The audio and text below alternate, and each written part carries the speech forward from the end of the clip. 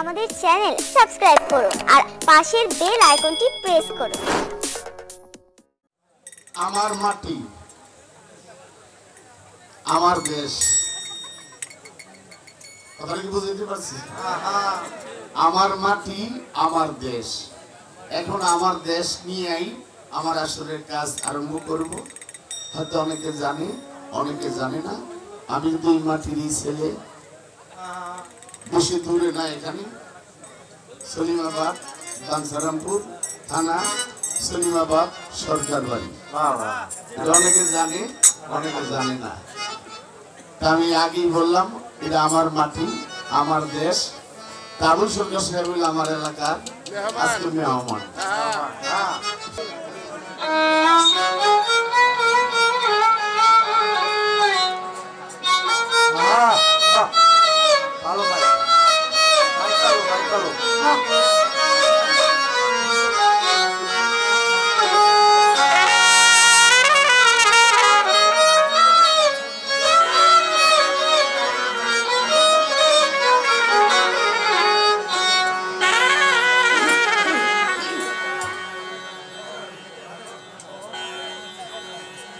একটি গান রাখবো, বন্দনার উপরে অনেক অনেক গান গাই।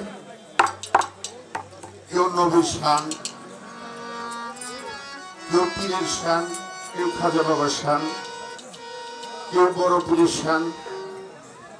আমিও অনেক সময় এই ধরনের গানই গাইতাম। এখন বন্দনার পর আমি গাই আমার শান। বলতে পারেন মনির ভাই, এটা কি আমার শান? আল্লাহ যাকে সৃষ্টি না করলে এই পৃথিবী সৃষ্টি করতেন না। তিনি হলো আমাদের দুজাহানের চিরসত্য। আমাদের রাসূল যখন চলে যাবেন, পৃথিবীতে রেখে গেলেন রাসূলের দুটি রত্ন, হাসান এবং হুসাইন। সে হাসান হুসাইন আমার রাসূলের ভবিষ্যৎবাণী, একজন জহরে আরেকজন শহরে। রাসূল ভবিষ্যৎবাণী দিয়ে গেলেন, কুল্লু নাফসে যাকাতুল মাউত। 2 দিন আগে 2 দিন পরে সবারই একদিন মরতে হবে। আপনি আমাকে ফাঁকি দিতে পারবেন, আমি আপনাকে ফাঁকি দিতে পারবো। বাবা, মরণকে কেউ ফাঁকি দিতে পারবে না। আমি পৃথিবীর যথাই যাই না কেন, মরণ আমার সাথে সাথে আছে। তবে আমি মরবো, এটা চিরসত্য। কিন্তু আমারে কেউ মাটি দিতে পারবো না। আমি মরবো চিরসত্য, আজ না হয় কাল, কাল না হয় পরশু, কিন্তু আমাকে মাটি দেওয়ার ক্ষমতা কারো নাই। এখানেই আমার গান, গানটা শুনতে হবে। যে পাগল মনে যে মাটি দিতে পারতো না, দুনিয়া কেউ দিতে পারছে না, সেই গানটা বুঝতে হবে।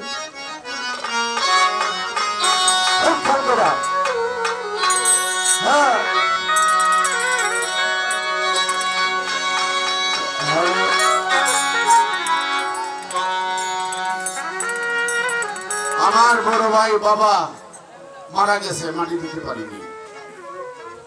আমার বড় ভাই মরছে, মাটি দিতে পারিনি। আমার অর্ধাঙ্গের স্ত্রী মারা গেছে, তারেও মাটি দিতে পারিনি। আমারও কেউ মাটি দিতে পারবে না।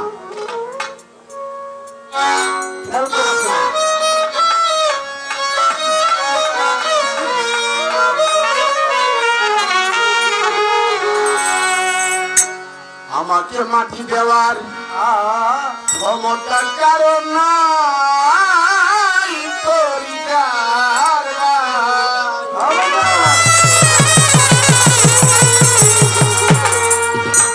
আমাকে মাটি দেওয়ার ক্ষমতা কারণ নাই।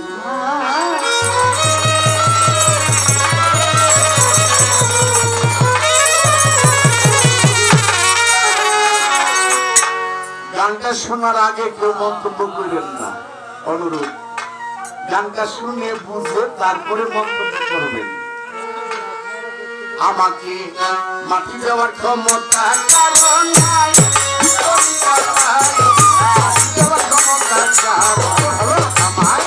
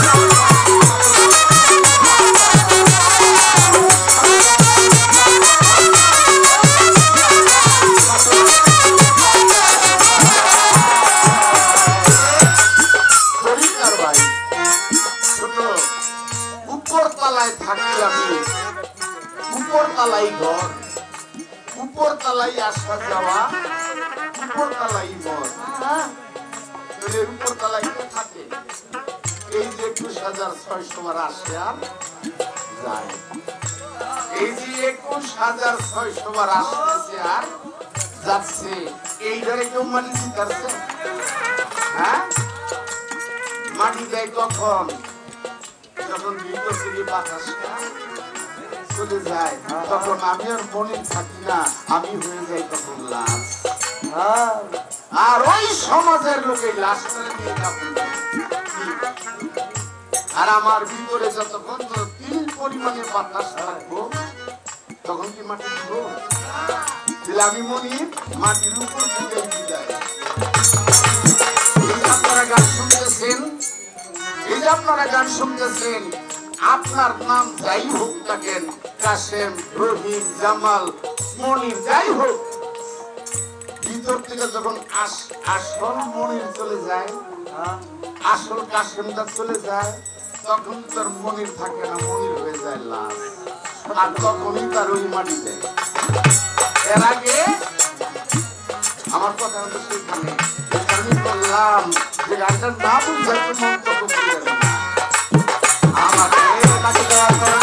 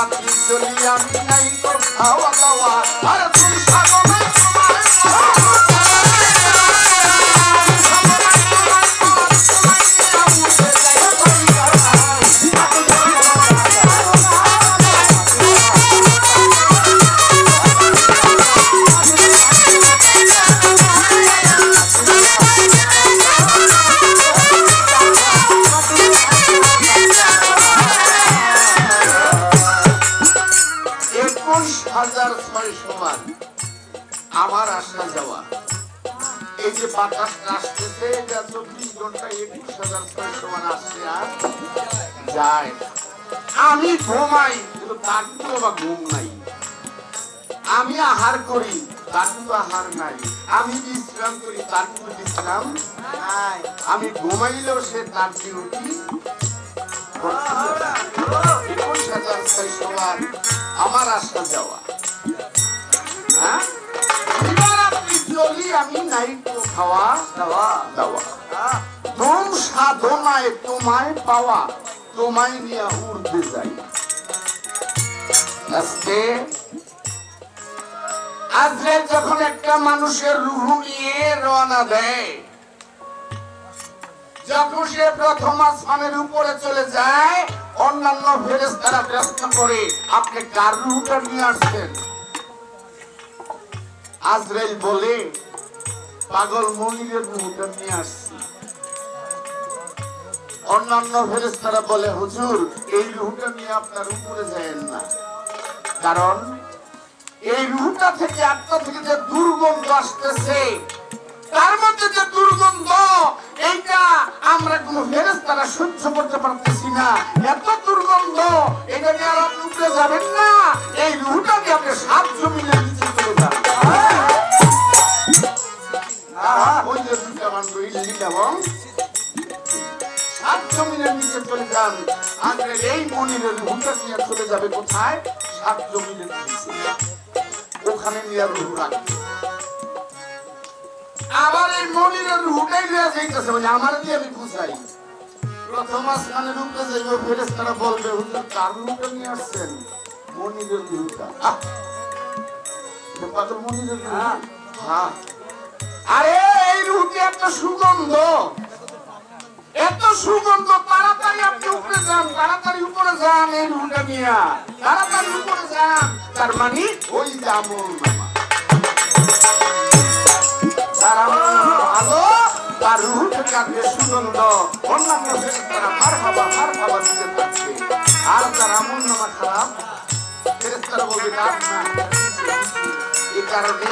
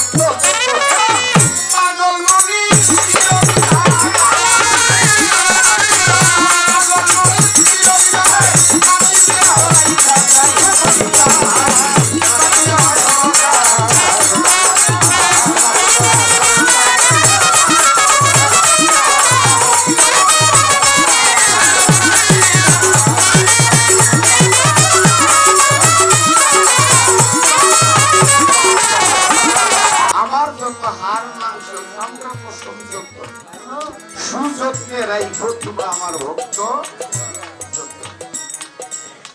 মানে আমার ভিতর থেকে মনির যখন চলে যাবে, এই দেহনের